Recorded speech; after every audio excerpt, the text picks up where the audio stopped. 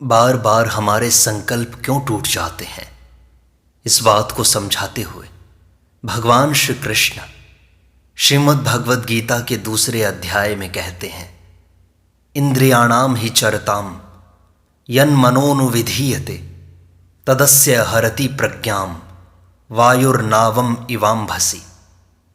इस श्लोक की व्याख्या करते हुए पूज्य स्वामी रामसुखदास जी साधक संजीवनी में लिखते हैं, मनुष्य को यह जन्म केवल परमात्मा प्राप्ति के लिए ही मिला है, अतः मुझे तो केवल परमात्मा प्राप्ति ही करनी है, चाहे जो हो जाए।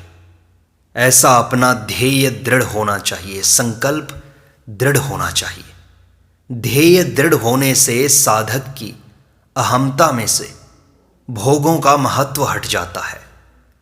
महत्व हट जाने से व्यवसायात्मिका बुद्धि दृढ़ हो जाती है। परंतु जब तक व्यवसायात्मिका बुद्धि दृढ़ नहीं होती, तब तक उसकी दशा क्या होती है, इसका वर्णन भगवान यहां कर रहे हैं।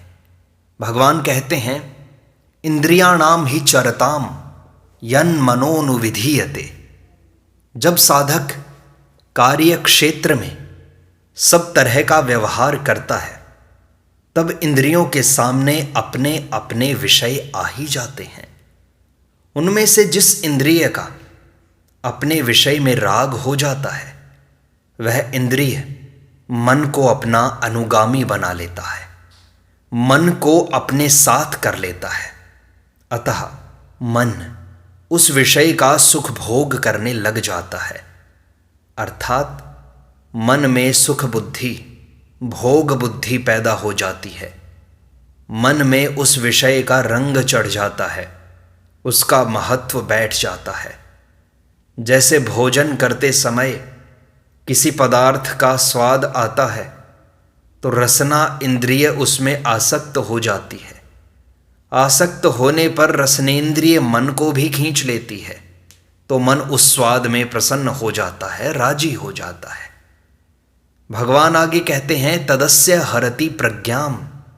जब मन में विषय का महत्व बैठ जाता है, तब वह अकेला मन ही साधक की बुद्धि को हर लेता है। अर्थात साधक में कर्तव्य परायणता न रहकर भोग बुद्धि पैदा हो जाती है। वह भोग बुद्धि होने से साधक में मुझे परमात्मा की ही प्राप्ति करनी है, यह व्यवसायात्मिका बुद्धि नहीं रहती। इस तरह का विवेचन करने में तो देरी लगती है, पर बुद्धि विचलित होने में देरी नहीं लगती। अर्थात जहां इंद्रिय ने मन को अपना अनुगामी बनाया कि मन में भोग बुद्धि पैदा हो जाती है और उसी समय बुद्धि मारी जाती है। भगवान आगे कहते हैं, वायुर्नावम इवाम्भसी। वह बुद्धि किस तरह हर ली जाती है, इसको उदाहरण से समझाते हैं कि जल में चलती हुई नौका को वायु जैसे हर लेती है, ऐसे ही मन बुद्धि को हर लेता है। जैसे कोई मनुष्य नौका के द्वारा नदी या समुद्र को पार करते हुए अपने गंतव्य स्थान को जा रहा है, यदि उस समय नौका के विपरीत वायु चलती है, तो वह वायु उस नौका को गंतव्य स्थान से विपरीत ले जाती है। ऐसे ही साधक व्यवसायात्मिका बुद्धि रूप नौका पर आरूढ़ होकर संसार सागर को पार करता हुआ परमात्मा की तरफ चलता है, तो एक इंद्रिय जिस मन को अपना अनुगामी बनाती है, वह अकेला मन ही बुद्धि रूप नौका को हर लेता है, अर्थात उसे संसार की तरफ ले जाता है। इससे साधक की विषयों में सुख बुद्धि और उनके उपयोगी पदार्थों में महत्व बुद्धि हो जाती है। वायु नौका को दो तरह से विचलित करती है। नौका को पथ भ्रष्ट कर देती है या जल में डुबा देती है।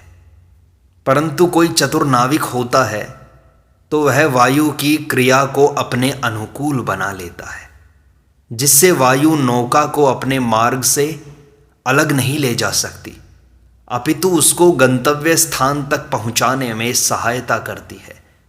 ऐसे ही इंद्रियों के अनुगामी हुआ मन बुद्धि को दो तरह से विचलित करता है। परमात्मा प्राप्ति के निश्चय को दबाकर भोग बुद्धि पैदा कर देता है, अथवा निषिद्ध भोगों में लगाकर पतन करा देता है। परंतु जिसका मन और इंद्रियां वश में होती हैं, उसकी बुद्धि को मन विचलित नहीं करता, प्रत्युत परमात्मा के पास पहुंचाने में सहायता करता है। परिशिष्ट भाव यह है कि भगवान दत्तात्रेय जी महाराज श्रीमद् भागवत में कहते हैं कि जिसका चित्त आत्मा में ही निरुद्ध हो जाता है, उसको बाहर भीतर कहीं किसी पदार्थ का भान नहीं होता। मैंने देखा था कि एक बाण बनाने वाला कारीगर बाण बनाने में इतना तन्मय हो रहा था कि उसके पास से ही दल बल के साथ राजा की सवारी निकल गई और उसको पता तक न चला। बाण बनाने वाले की कर्णेंद्रिय भी थी और उसका विषय शब्द भी था, पर मन उस तरफ न रहने से वह सुनाई नहीं दिया। तात्पर्य है कि मन साथ रहने से इंद्रिय को अपने विषय का ज्ञान होता है। जब मन साथ न रहने से इंद्रिय को अपने विषय का भी ज्ञान नहीं होता, फिर इंद्रिय बुद्धि को कैसे हर सकती है? नहीं हर सकती। इसलिए भगवान आगे कहते हैं, तस्माद् यस्य महाबाहो निगृहीतानि सर्वशः इंद्रियाणि इंद्रियार्थेभ्यस् तस्य प्रज्ञा प्रतिष्ठिता।